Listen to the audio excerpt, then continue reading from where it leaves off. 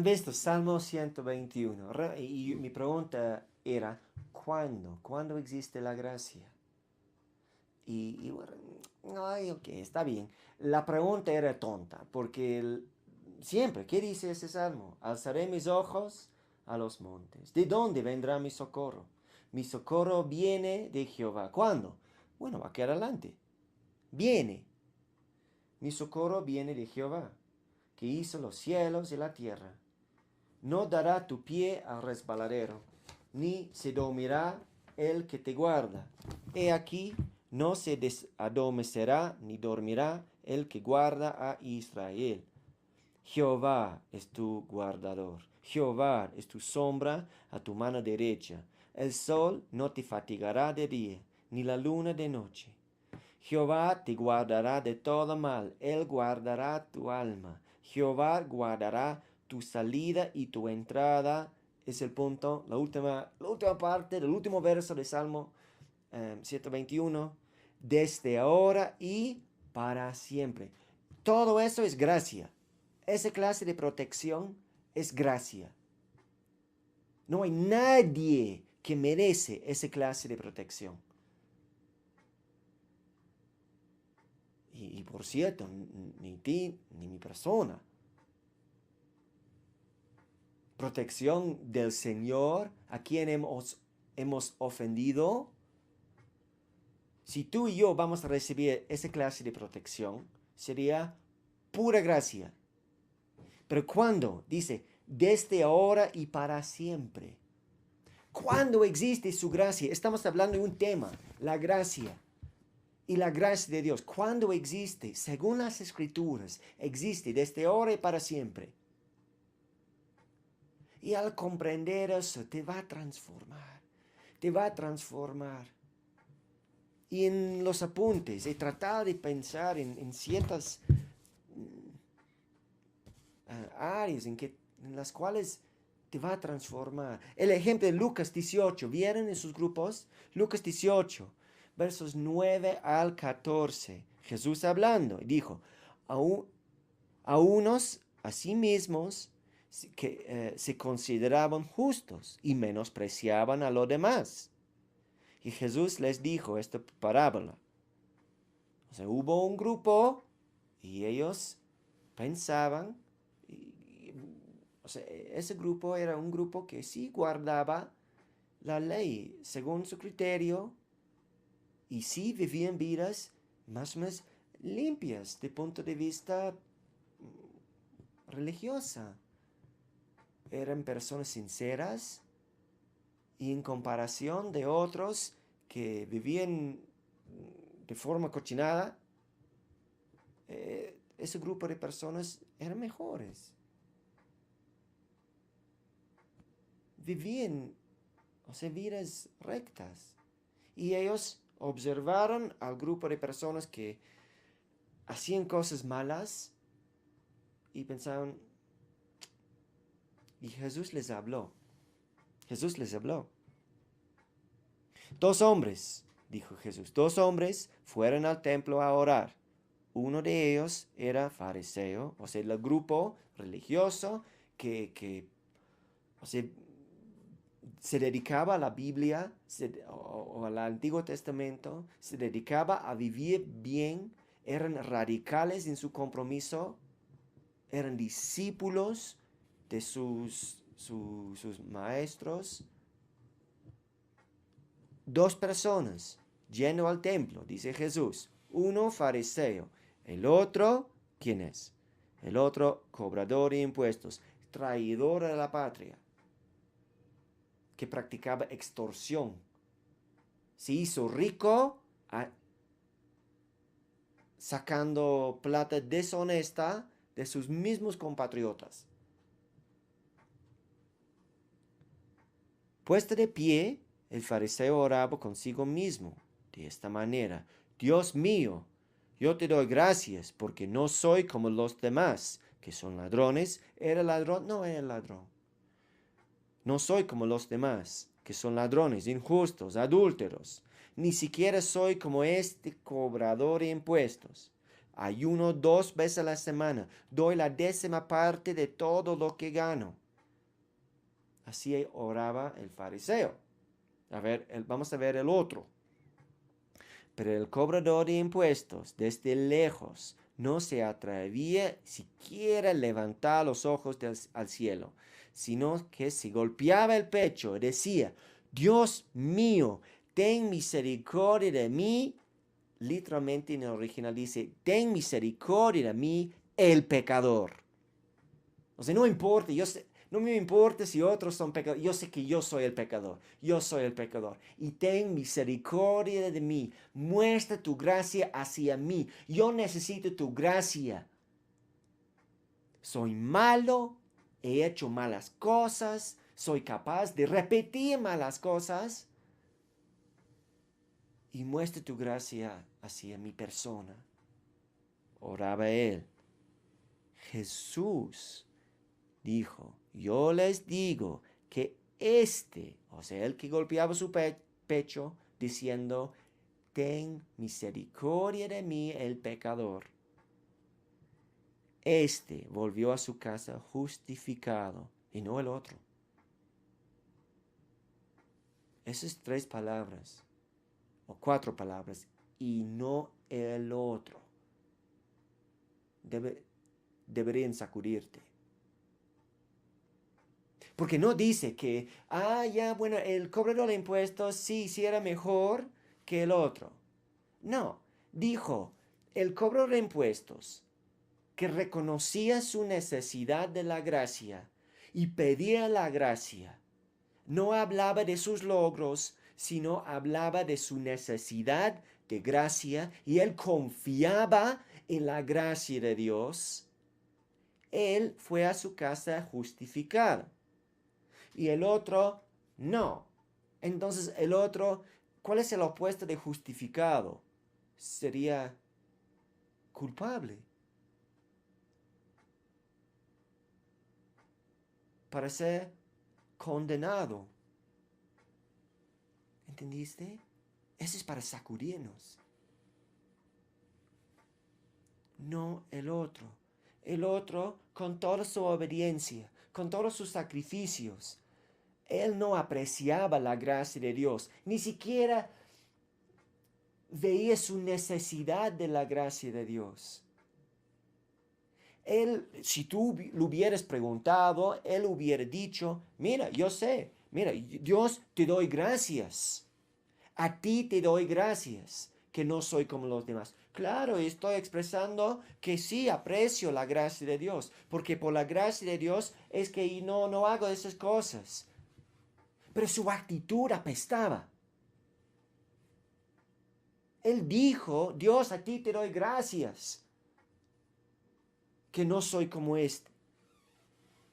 Pero realmente no entendía ni la primera parte de la gracia de Dios. Porque la gracia de Dios siempre es inmerecida.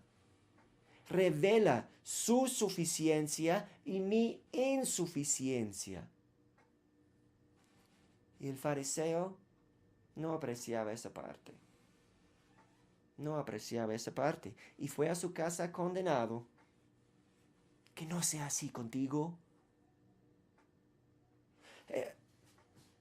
Vamos a ver algunos versículos, porque yo quiero que en una u otra manera la gracia nos conquiste, que nos atraiga, que te mueva hoy día. Quiero mostrarles unos versos. Vamos a ver cómo responde alguien que ha hecho cosas terribles si confía en la gracia de Dios. Segundo de Samuel, capítulo 24, verso 14. Segundo de Samuel, capítulo 24, verso 14. David había pecado de gran manera. Él había hecho un censo, o sea, de calcular cuántos soldados tenía, etcétera, etcétera. Y todo el mundo le decía: no lo hagas, no lo hagas. Tus fuerzas vienen del Señor. No es necesario que tú sepas. cuanto tienes. Él te va a proveer, Él te va a sostener. No lo hagas. David lo hizo. Exactamente cómo sucedió no sabemos, pero sí sabemos que fue algo terrible. Y era un gran pecado. Y David recibió visita de un profeta. Y el profeta le dijo, mira, tú has pecado de gran manera. Lo que me llama la atención es cómo respondió David. David les dijo, perdón. Entonces David le dijo al profeta de Gad, estoy en un gran aprieto. Permíteme caer en las manos del Señor, pues su misericordia es grande en extremo. ¿Viste? David confiaba que la misericordia del Señor era grande en extremo. Y dijo, permíteme caer en las manos de mi Señor. He hecho mal, de gran manera. Y estoy en gran aprietos. El Señor me va a disciplinar, pero mejor es caer en sus manos, en manos de gracia, porque su misericordia es inmensa, su gracia es inmensa. Yo merezco castigo, pero prefiero caer en sus manos. Es una lógica extraña que la fe tiene. En vez de decir, he hecho mal, me fugo. ¿Qué dice la fe? La fe dice, he hecho mal. Permíteme caer en las manos del Señor. Y quizás esta noche tú eres alguien así. El Señor ha puesto su dedo en tu corazón y te has dicho, estás mal. Todo el mundo te cree bien y tú has convencido a todos, pero tú estás mal. Que tú puedes creer en la gracia, en la misericordia de Dios y decir, permíteme caer en las manos del Señor. Y otro testimonio del rey David antes. Segundo de Samuel, capítulo 12. Ya no 24, sino capítulo 12. David había pecado, adulterio, asesinato. Terrible. Y el bebé que nació, el Señor dijo, ese bebé va a morir. ¿Qué hizo David? David dijo, ¿qué será? ¿Será? No. Él entraba en ayuno, rogando al Señor, hasta que, cuando murió el bebé, ya. Y le preguntaron sus siervos, ¿qué te pasa? ¿Ya ha fallecido? ¿Ya estás mejor? David les dijo, cuando el niño aún vivía, yo ayunaba y lloraba y decía, tal vez el Señor se compadezca de mí y deje vivir al niño. David tenía un concepto bien alto de la gracia de Dios, de la misericordia de Dios. Él sabía, aún no lo merezco, aún no merezco nada, pero mi Señor es grande en misericordia. Y yo puedo pedir, que el Señor levante en ti y en mí una idea así, de ver un problema, un problema que yo he hecho o he sido cómplice. Pero en vez de desanimarme y simplemente decir, no, bueno, así será. Oh, ya no, ya fue, ya no me hablas, ya no valgo. Que podamos tener esa clase de actitud. No, mi Señor es grande en misericordia. Y hay un verso que mientras estábamos hablando hoy día vino a mi mente. Romanos capítulo 5, verso 20. Un principio de nuestro Dios. Dile a tu vecino, es un principio de nuestro Dios. Romanos 5:20. Mas cuando el pecado abundó, sobreabundó la gracia. Es el principio. Y cada vez que tú ves el pecado abundando, que tú puedes decir, ya, aquí la gracia puede sobreabundar. Porque donde el pecado abunda, puede sobreabundar la gracia. A comprender la gracia de Dios te transforma. Te transforma. Te transforma en cómo vas a responder en el día cuando tú lees la Biblia y sabes que estás mal. Sabes que no amas a tu prójimo.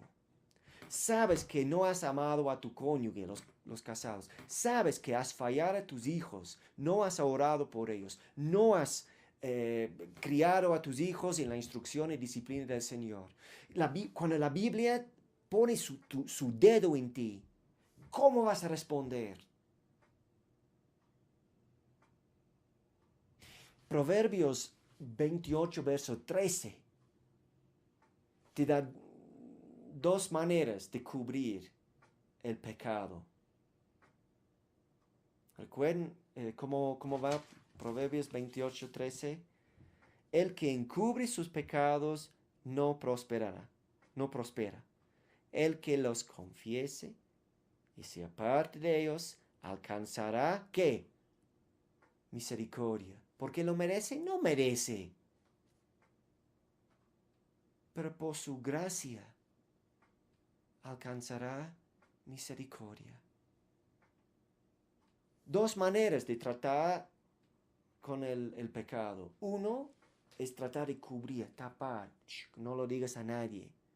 Ojalá que nadie lo diga. Y estoy llamando, conversando. Hoy, por favor, que lo que hablamos ya entre nosotros, ¿ya? No digas a nadie, ¿ya? Está bien. Y el mayor afán vuelve a ser que no lo digan, que no lo digan, que no lo digan, que no lo digan, que no sepan.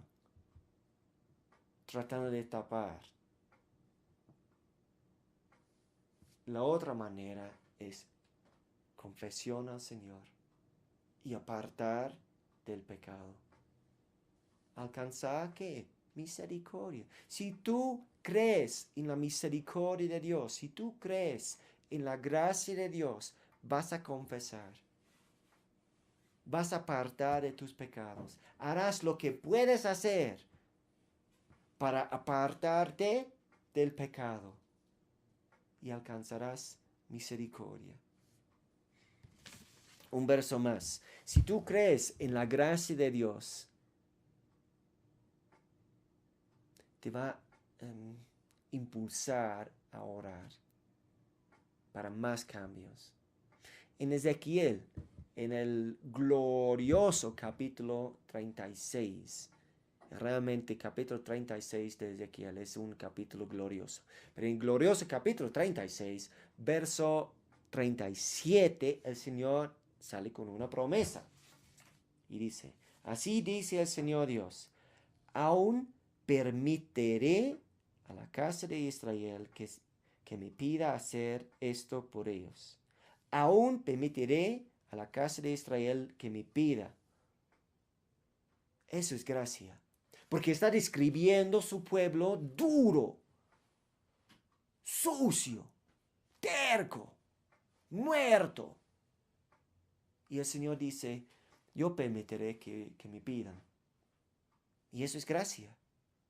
Eso es pura gracia. Conclusión, si tú sientes algo en tu corazón de orar, de pedir al Señor, ¿de dónde vino eso? De Él, por pura gracia. Entonces, pídele transformación, pídele socorro, pídele ayuda. Confiese tus rebeliones, confiese tus debilidades. Porque aún ese sentir, esa posibilidad es pura gracia. Y su gracia hace que tus oraciones sean posibles. Su gracia hace que tus oraciones sean posibles.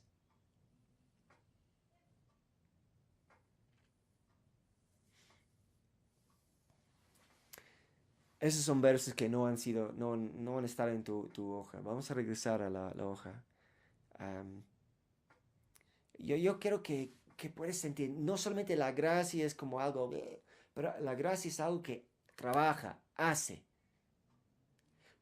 Pedro, en 1 Pedro 5:10, hablaba de Dios de toda, y Señor, de toda gracia. Si no sabes esa canción, no te preocupes, pero algunos sí sabrían. Es Dios de toda gracia. Y posee Dios de toda gracia, ¿qué va a hacer? Dice, el Dios de toda gracia, que en Cristo Jesús nos llamó a su gloria eterna, los perfecciona. O sea, posee Dios de toda gracia, va a perfeccionar. ¿Qué más? Afirmará. Poseer el Dios de toda gracia te va a afirmar. Fortalecerá. Poseer el Dios de toda gracia te va a fortalecer. Establecerá. Poseer el Dios de toda gracia te va a establecer. Después de un breve sufrimiento. El hecho que es un Dios de toda gracia, cuya gracia es increíble, hace que Él te va a fortalecer, te va a establecer, te va a afirmar. Y la salvación misma viene raíz de qué? De que merecemos, de que hay algo en nosotros diciendo, ya Señor, ya sabes, yo soy digno de ser salvado. No. Ciertamente la gracia de Dios los ha salvado por medio de la fe, dice Efesios 2. Esto no nació de ustedes, sino es un don de Dios. Ni es el resultado de las obras para que nadie se vanaglorie. Entonces puse la pregunta, ¿dónde hay esperanza de estar bien delante de Dios? ¿Es por ser una buena persona y cumplir con los 10 mandamientos? No, no. Romanos 3, 23 y 24. Por cuanto todos pecaron y están destituidos de la gloria de Dios. Entonces, no merecen salvación. Pero son justificados gratuitamente por su ¿qué? Por su gracia. Su gracia salva. El hecho que es Dios de toda gracia quiere decir que hay salvación con Él.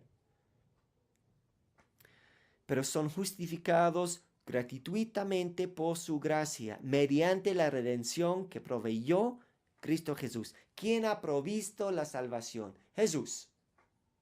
Romanos 4:16. Por tanto, la promesa se recibe por cumplir, no, por fe, para que sea por gracia, a fin de que la promesa sea firme para toda su descendencia, tanto para los que son de la ley, como para los que son de la fe de Abraham, que es el padre de todos nosotros. Uno es padre de Abraham si es salvo por la fe, si cree las promesas. Hay una canción que yo cantaba como niño y jamás entendía. Habla de yo soy hijo de Abraham, padre de Abraham. Y muchas acciones, tenía que hacer eso con mi cabeza, me mareaba y jamás entendía. Y ese verso es muy importante. ¿Cómo puedo yo ser un hijo de Abraham? Tener Abraham como mi padre. Y la manera de ser hijo de Abraham, entre comillas, y heredar sus promesas, es tener la fe de Abraham. Abraham no vio evidencia, solamente tenía la promesa. Y él creía, no, mi Dios puede crear. Entonces, si él ha prometido hacer algo, lo hará. Punto. Y le voy a seguir. Yo voy a creer sus promesas. y le voy a seguir. Eso es como ser un hijo de Abraham. Y es fe, y es gracia, porque habla ahí no de que yo he hecho algo, sino que yo he confiado en algo. Yo, el débil, ha confiado en el fuerte. Yo, el incumplido, voy a confiar en el que cumple.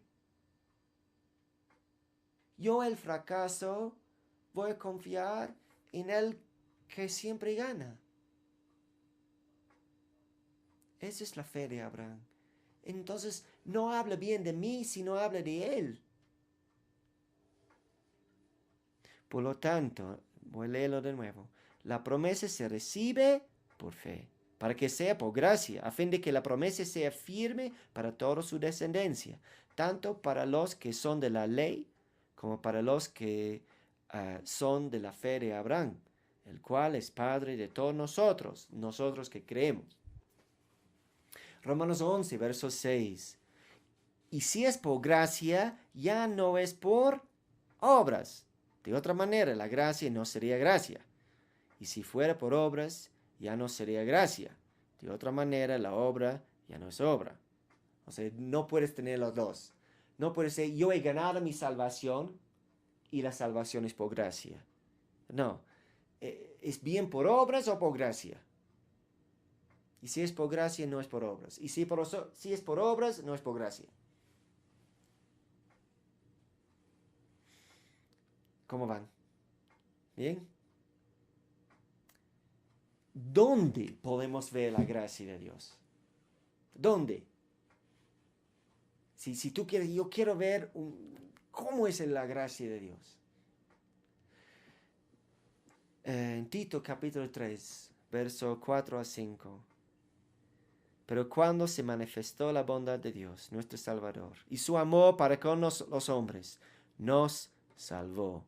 Y no por obras de justicia que nosotros hubiéramos hecho, sino por su misericordia, por el lavamiento de la regeneración y por la renovación del Espíritu Santo. Dice, cuando se manifestó la bondad de Dios. ¿Cómo se manifestó la bondad de Dios? Bueno, aquí habla de la persona de Cristo, nuestro Salvador, y su amor para con los hombres. Nos salvó no por obras de justicia que nosotros hubiéramos hecho, sino por su misericordia, por el lavamiento de la regeneración y por la renovación en el Espíritu Santo. Si tú quieres ver la gracia de Dios, pon tu mirada en Jesús. Jesús es la gracia de Dios en carne viva. En Juan capítulo 1 dice, hemos aparecido la gracia. El verbo se hizo carne. Mejor lo leo, ¿no? Juan capítulo 1.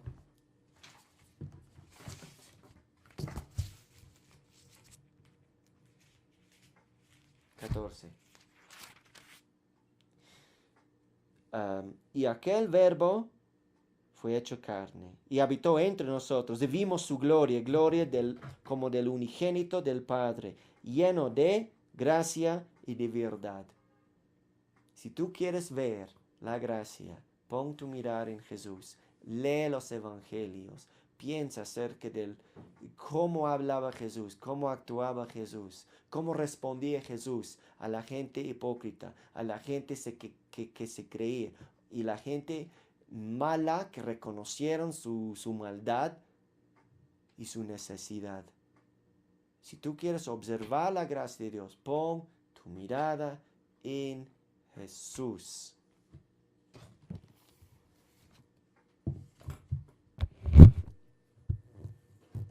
¿Tú crees en la gracia de Dios? ¿Tú has experimentado el tamaño de la gracia de Dios? Eso no es en los apuntes, pero en sus grupos. Si tú no crees en la gracia de Dios, todo el mundo sabrá, porque no tendrás nada de paciencia con las personas imperfectas. No tendrás amor. No estoy diciendo que la gracia nunca llama la atención. Es otro tema. La gracia sí va a llamar la atención. Vamos a ver eso en la siguiente parte. Pero en cuanto a actitud de estimar, de amar al prójimo, amar al enemigo, amar a las personas que te fallan, amar a las personas distintas que tú. Si tú no crees en la gracia, no vas a amar. No vas a amar. Y si tú no crees en la gracia de Dios, si tú no aprecias la gracia de Dios, tendrás grandes luchas con bien el orgullo o la depresión por sentir un fracaso. Y hermanos, amigos, no es necesario. Su gracia abunde, sobreabunde. Su gracia sobreabunde. Y hoy día vivimos en el día de gracia. Hay gracia en Cristo. Si tú te vas al infierno, será innecesario. Porque hay gracia. En un momento, quizás será un buen momento de hablar uno con el otro y preguntar, ¿tú crees en la gracia? Y después vamos a terminar con otra parte. Pero pregunta a tu vecino, ¿tú crees en la gracia? ¿Se nota?